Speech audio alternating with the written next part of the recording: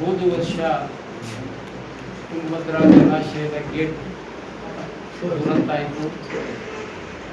ಅದನ್ನು ತಾತ್ಕಾಲಿಕವಾಗಿ ಸರಿಪಡಿಸಿ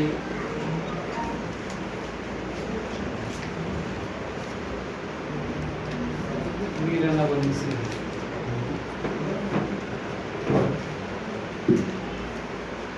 ತಾಂತ್ರಿಕ ತಜ್ಞತೆಯನ್ನು ಒದಗಿಸಿರುವ ಕನ್ನಯ್ಯ ಅವರು ಎಲ್ಲ ಗೇಟ್ಗಳನ್ನು ಬದಲಾವಣೆ ಮಾಡಬೇಕು ಅಂತೇಳಿ ಸರ್ಕಾರಕ್ಕೆ ಸೂಚನೆಯನ್ನು ಕೊಟ್ಟಿದ್ದಾರೆ. ಡಿ.ಕೆ. ಶಿವಕುಮಾರ್ ಅವರು ಈ ಬೇಸಿಗೆಯಲ್ಲಿ ಎಲ್ಲ ಗೇಟ್ಗಳನ್ನು ಬದಲಾವಣೆ ಮಾಡ್ತೇವೆ ಅಂತಕ್ಕಂಥ ಭರವಸೆಯನ್ನ ರೈತರಿಗೆ ಕೊಟ್ಟಿದ್ದಾರೆ. ಇವತ್ತು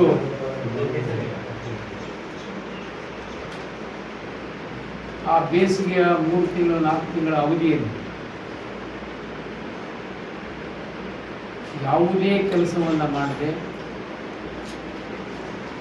ಒಂದು ಗೇಟ್ ಆದರೂ ರಿಪೇರಿ ಮಾಡ್ತೀವಿ ಅಂತಕ್ಕಂಥದ್ದು ಹೇಳಿದ್ರು. ಹೇಳಿ ಇವತ್ತಾಗಲೇ 50,000ಕ್ಕೂ ಹೆಚ್ಚು ನೀರು ಬರ್ತಾ ಇದೆ.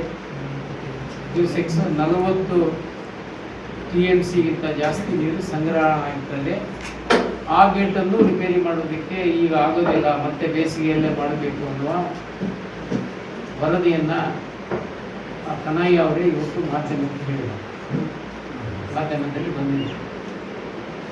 ಈ ಸರ್ಕಾರ ರೈತರ ಬದುಕಿನ ಜೊತೆಗೆ ಚೆಲ್ಲಾಟವನ್ನು ಆಡ್ತಾರೆ, ಮಾಡ್ತಾ ಇದ್ದಾರೆ. ಬೇಸಿಗೆಯಲ್ಲಿ ಮಾಡುವ 4 ತಿಂಗಳ ಇದ್ದಾಗೂ ಅವಕಾಶ ಇದ್ದಾಗ ಕಣ್ಣು ಮುಚ್ಚಿಟ್ಟು ಕೂತಾರೆ. ಈಗ ಗಡ್ಡಕ್ಕೆ ಬೇಕೆ ಎತ್ತಿದಾಗ ಓಡಾಡಿ ಯಾಕೆ ಇದನ್ನ ಮೊದಲೇ ಮುಗಿಸೋಕ್ಕಾಗ್ತಿದ್ದಿಲ್ಲ. ಟೆಂಡರ್ ಕರ್ತೀವಿ ಅಂತ 1 ತಿಂಗಳು ಹೇಳ್ತಾ ಇದ್ದಾರೆ, ಟೆಂಡರ್ ಆಗಿದ್ದಾವೆ, ಎಲ್ಲ ಗೇಟ್ಗಳನ್ನ ಮಾಡ್ತೇವೆ ಅಂತ.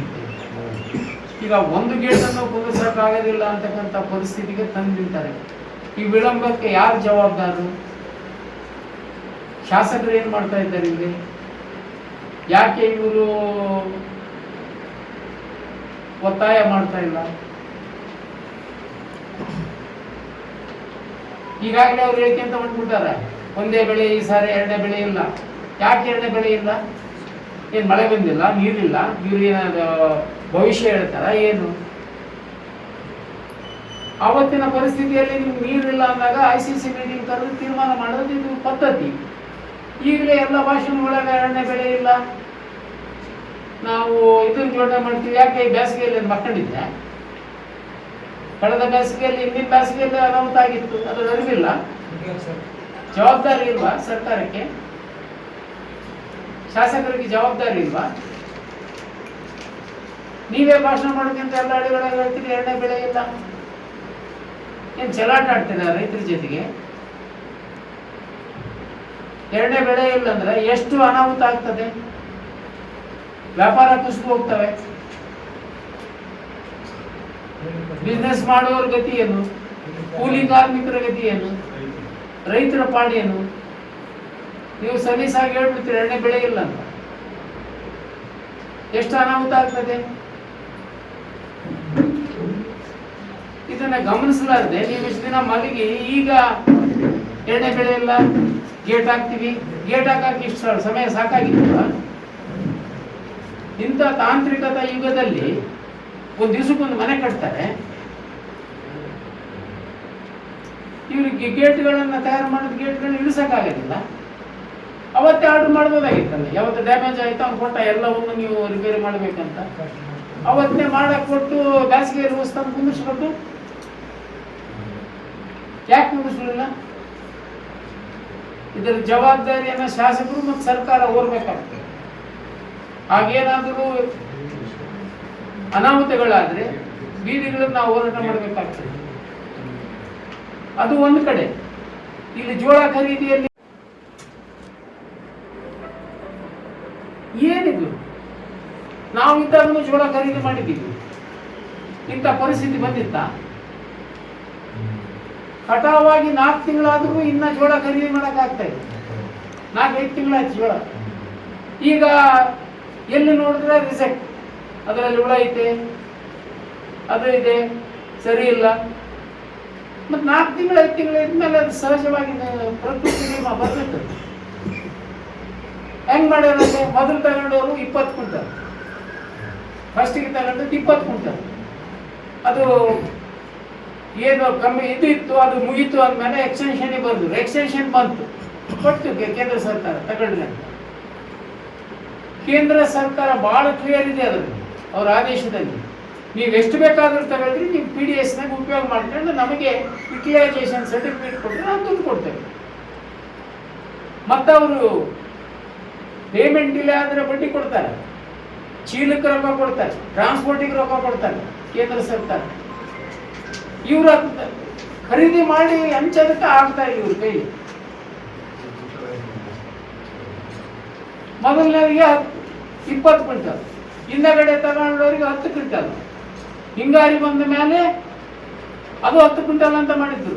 ಸ್ಟ್ರೈಕು ಹೋರಾಟ ಅದು ಇದು ಆಯ್ತು ಅನ್ನೋದಕ್ಕೆ 15 ಕ್ವಿಂಟಲ್. ಮತ್ತೆ 10 ಕ್ವಿಂಟಲ್ನವನು ರೈತ ಅಲ್ಲ, ಒಬ್ಬ ರೈತ 20 ಕ್ವಿಂಟಲ್ ತಗೋತಾರ, ಒಬ್ಬ ರೈತ 10 ಕ್ವಿಂಟಲ್ ತಗೋತಾರೆ, ಇನ್ನೊಬ್ಬ ರೈತ 15 ಕ್ವಿಂಟಲ್ ತಗೋತಾರೆ. ಏನ್ ಚಲಾಟ ಆಡ್ತೀರ? ಅವನು ಅಷ್ಟು ಶ್ರಮ ವಹಿಸಿ ಬೆಳೆದಿಲ್ಲ ರೈತ. ನೀವು ಸಮಯಕ್ಕೆ ಸರಿಯಾಗಿ ಖರೀದಿ ಮಾಡಲಿಲ್ಲ ಅಂದ್ರೆ ರೈತನ ತಪ್ಪ ಅದು. ಇವತ್ತು ನೋಡಿ, ಲಾರಿಗಳಿಲ್ಲ, ಲಾರಿಗಳು ಬರೋದು ತೂಕ ಮಾಡಿ ಇಟ್ಕೊಂಡು ಕೂತಾರೆ. ಎಲ್ಲ ಹಳ್ಳಿ ಒಳಗೆ ಅಲ್ಲಿ ಅವ್ರವ್ರ ಊರಾಗ ತೂಕ ಮಾಡಕಂತಾರೆ. ಒಂದು ಗಾಡಿ ಹೋದ್ರೆ 4 ಮಂದಿ ಗುದ್ದಾಡ್ತಾರೆ ಗಾಡಿ. ನನ್ ತುಂಬು ನಿನ್ ತುಂಬು, ನನ್ ತುಂಬು ನಿನ್ ತುಂಬು, ಯಾರು ತುಂಬಬೇಕು ಒಂದು ಗಾಡಿ? ನನಗೆ ಫೋನ್ ಬರ್ತಾವ. ಇದು ಪರಿಸ್ಥಿತಿ. ಈ 30ನೇ ತಾರೀಕು ಕೊನೆ, ಅಷ್ಟರೊಳಗೆ ಎಲ್ಲ ಜೋಳವನ್ನು ಖರೀದಿ ಮಾಡಬೇಕು. ಒಂದೊಂದು ಇದಕ್ಕೆ 20 ಗಾಡಿ ಕೊಡ್ತೀವಿ ಅಂದಾಗ 10 ಗಾಡಿ ಕೊಡ್ತಾರೆ. 10 ಗಾಡಿ ಹೋಗಲ್ಲಿ 2 ಗಾಡಿ ಬಂದವು ಮೊನ್ನೆ ವೆಲ್ಕಮ್ ದಿನಲ್ಲಿ 75,000 ಕ್ವಿಂಟಲ್. ಅಲ್ಲಿ 20 ಗಾಡಿಗಳನ್ನು ಕೊಡಬೇಕು ಅಂತ ತೀರ್ಮಾನ ಮಾಡಿದ್ವಿ. ಇವತ್ತಿಗೂ 20 ಗಾಡಿ ಕೊಟ್ಟಿಲ್ಲ. ನೀವು 30ರೊಳಗೆ ಹೆಂಗೆ ಖರೀದಿ ಮಾಡ್ತೀರಿ ಜೋಳನ? ಉಳಿದ ಜೋಳ ಇದ್ದ ಒಂದು ಪರಿಸ್ಥಿತಿ ಏನು?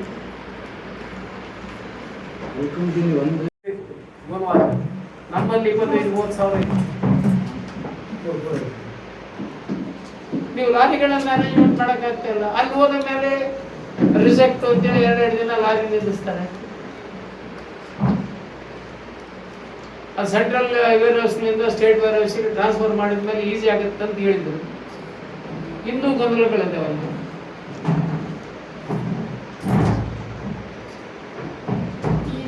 ರೈತರ ಜೊತೆಗೆ ಈ ತರ ಚೆಲ್ಲಾಟ ಆಡೋದು ಎಷ್ಟು ಸರಿ? ಈಗ ಅದು ಮುಗಿತ್ತು, ಈಗ ನೀರಿನ ವಿಷಯದಲ್ಲಿ ಚೆಲ್ಲಾಟ ಆಡ್ತಾರೆ. ಹೀಗಾಗಿ ಸ್ಟೇಟ್ಮೆಂಟ್ ಮಾಡಿದ್ರೆ ನೀರಿನಲ್ಲಿ ರಾಜಕೀಯ ಮಾಡ್ತಾರೆ ಅಂತಾರೆ. ಮತ್ತೆ ರಾಜಕೀಯ ಮಾಡಲಾರ್ದೆ ಕೈಗೆ ಕೆಲಸ ನೀವು ಮಾಡಿದ ತಪ್ಪುಗಳನ್ನು ನೋಡ್ಕೊಂತ ಅಷ್ಟು ಜನ ಬರ್ಲಿಲ್ಲ. ನಾವು ನಿರೀಕ್ಷೆ ಮಾಡಿದಷ್ಟು ಜನ ಬರ್ಲಿಲ್ಲ. ಕರ್ದೇನಿ, ನಾವು ಸುಮ್ಮನೆ ಕುಂತಾರ ಅಂತ ಹೇಳಕ್ ಹೋಗ್ಬೇಡ್ರಿ. ನಾವು ಕರ್ದೀವಿ, ಸ್ಟ್ರೈಕ್ ಮಾಡೀವಿ. ಈಗ ಅವ್ರು ಪೂರ್ತಿ ಗೊತ್ತಾದ ಮೇಲೆ ಈಗ ಎದ್ದು ಬರ್ತಾರೆ ರೈತರು. ನಾನು ಮಿನಿಸ್ಟ್ರಿಗೆ ಹೋಗಿ ಭೇಟಿಯಾಗಿ ಬಂದೀನಿ.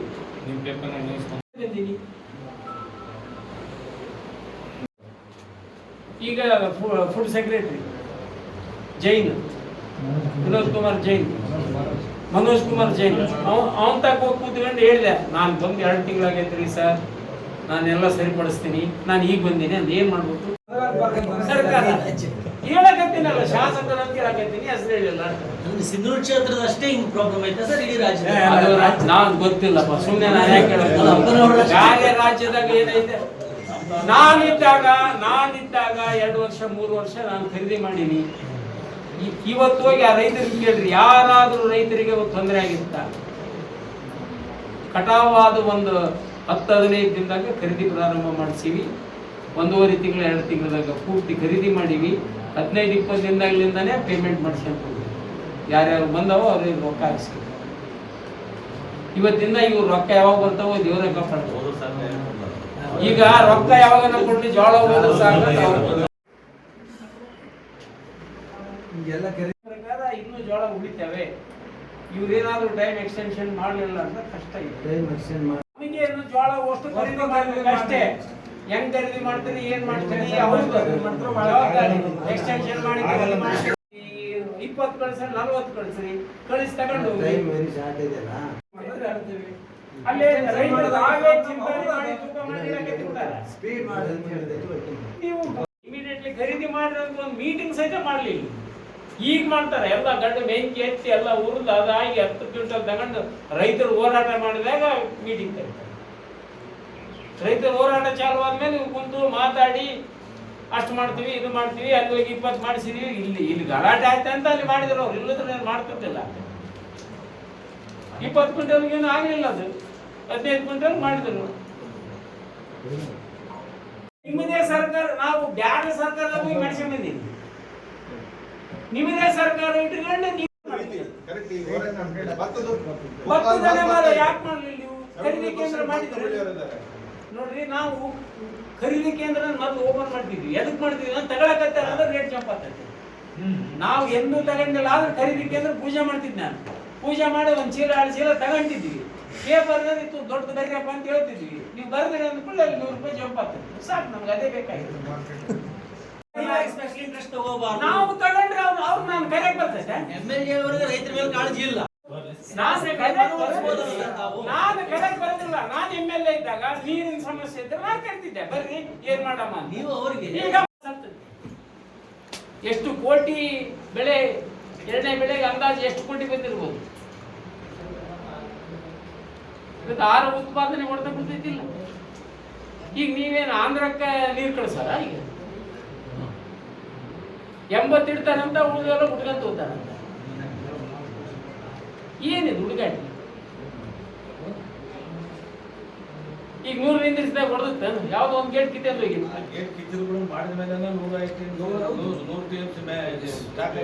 ಸ್ಟಾಕ್ ಆಗಿತ್ತಲ್ಲ, ಮಾಡಿ ಎರಡನೇ ಬೆಳೆ ಕೊಟ್ರ.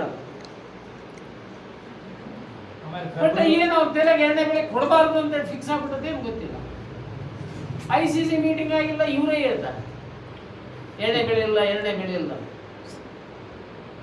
ICC ತೀರ್ಮಾನ ಆಗ್ತದೆ. ಇವ್ರು ಯಾವ ಆಧಾರದ ಮೇಲೆ ಹೇಳಕತ್ತಾರೋ ಏನು ಕಿರಿಕಿರಿ ಬೇಡ, ಎರಡನೇ ಬೆಳೆ ಅಂತ ಮಾಡ್ಬಿಟ್ಟಲ್ಲ. ಎರಡನೇ ಬೆಳೆ ಸ್ವಲ್ಪ ನೀರು ಕಮ್ಮಿ ಆದ್ರೆ ಸುಮ್ಮನೆ ಅಲ್ಲಿ ಕಿರಿಕಿರಿ ಸ್ಟ್ರೈಕ್ ಬೇಕು, ಇಲ್ಲ ಅಂದ್ಬಿಟ್ರೆ ಮುಗಿದು ಹೋಗ್ತಾರೆ. ನಿಮ್ ಡಿಮ್ಯಾಂಡ್ ಏನು ಸರ್? ಅದ್ರ ಜವಾಬ್ದಾರಿಯನ್ನ ಕ್ರಸ್ಟ್ ಗೇಟ್ ಏನು ಗುಜರಾತ್ ಅವರು 1 ವರ್ಷ ಸಮಯ ಇತ್ತಲ್ಲ, ನೀವೇ ಬಂದು ಸ್ಟೇಟ್ಮೆಂಟ್ ಕೊಟ್ಟೋದ ಎಲ್ಲಾ ಗೇಟ್ಗಳನ್ನ ನಾವು ರಿಪೇರಿ ಮಾಡಿಸ್ತೀವಿ ಅಂತೇಳಿ ಸನ್ಮಾನ್ಯ DCM ಅವರು ನಿಮ್ಮ ಮಾಧ್ಯಮಕ್ಕೆ ಹೇಳಿದರು. ಎಲ್ಲ ಗೇಟ್ಗಳನ್ನ ಇವರೇ ಫ್ರೀ ಮಾಡಿಕೊಡ್ತಾರೆ ಎಷ್ಟೋ ಗೇಟ್ಗಳನ್ನ ಅಂತನೂ ಪತ್ರಿಕೆಗೆ ಬರೆದಿರಿ. ಜಿಂದಾಲ್ನವ್ರು ಮಾಡ್ಕೊಡ್ತೀವಿ ಅಂದಾರ. ಕರೆಕ್ಟ್. ಈಗ ನಾವೆಲ್ಲ ಗೇಟ್ಗಳನ್ನ ಬದಲಾವಣೆ ಮಾಡ್ತೀವಿ ಅಂತ ಹೇಳಿ DK ಸ್ಟೇಟ್ಮೆಂಟ್ ಕೊಡ್ತೀವಲ್ಲ, ಬಂದ್ರಿ ಅನ್ನೋದೇನು ಈಗ ಬಂತಲ್ಲ, ಅವತ್ತ ಬಂದೈತೆ. ಇಷ್ಟು ದಿನ ನೀವು ಮಾಡ್ಬೇಕಂತಂದ್ರೆ ಅವತ್ತೇ ಆರ್ಡರ್ ಕೊಡ್ಬೋದಲ್ಲ. ಗೇಟ್ ಸೈಜು ಎಲ್ಲ ಗೊತ್ತಿತ್ತು ನಿಮ್ಗೆ. ಅವತ್ತು ಆರ್ಡರ್ ಕೊಟ್ಟರು 1 ವರ್ಷ ಆದ್ರೆ ಗೇಟ್ ತಯಾರಾಗಲ್ಲ. ಕುಂದಿರ್ಸೋದು 4 ದಿನದಾಗ ಕುಂದಿರ್ಸ್ತಾರ, ಬೇಡ 1 ವಾರದಾಗ ಕುಂದಿರ್ಸ್ಬೋದು. ಓಸಿ ಗೇಟ್ ರೆಡಿ ಇತ್ತು ಅಂದ್ರೆ ಮತ್ತೆ ಮಾಡಕ್ ನಿಮ್ಗೆ 1 ವರ್ಷ ಸಮಯ ಇರ್ತಲ್ಲ. ಯಾಕೆ ಮಾಡಲಿಲ್ಲ? ಫೆಬ್ರವರಿಗೆ ಹೋಗಲ್ರಿ, ಅವತ್ತಿಂದ ಆರ್ಡರ್ ಕೊಡ್ಬೋದಲ್ಲ. ಅದೆಂದ ಗೇಟ್ ಹೊಡಿತು ಕನ್ನಯ್ಯ ನಾಯಕ ಅವತ್ತೇ ಹೇಳಿದ ಎಲ್ಲಾ ಗೇಟ್ಗಳನ್ನ ನೀವು ಬದಲಾಯಿಸಬೇಕು ಅಂತ. ಅದು ಪೇಪರಿಗೆ ಬಂತು, ನಾವೆಲ್ಲವನ್ನ ಬದಲಾಯಿಸ್ತೀವಿ ಅಂತ ಸ್ಟೇಟ್ಮೆಂಟ್ ಮಾಡ್ತಿದ್ವಿ.